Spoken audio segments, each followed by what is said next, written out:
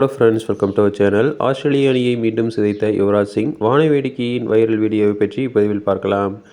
ஐக்கிய முன்னாள் கிரிக்கெட் வீரர்கள் பங்கேற்கும் இன்டர்நேஷனல் மாஸ்டர் லீக் தொடரில் இந்திய அணியின் முன்னாள் நட்சத்திர வீரர் யுவராஜ் சிங் தனது பழைய அதிரடி ஆட்டத்தை காட்டியுள்ளார்.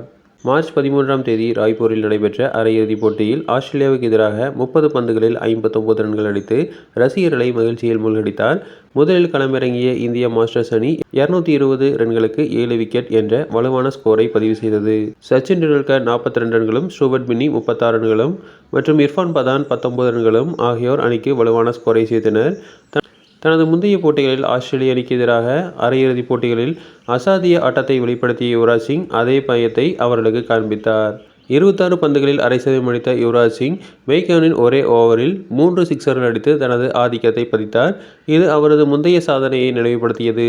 2000 ஐசிசி நாக் அவுட் போட்டியில் 86 ரன்கள், 2007 டி20 உலகக்கோப்பை அரையிறுதியில் 70 ரன்கள், 2011 உலகக்கோப்பையில் காலிறுதியில் ஆஸ்திரேலியாவை வெளியேற்றிய ஆட்டம் போன்றவையாக அமைந்தது.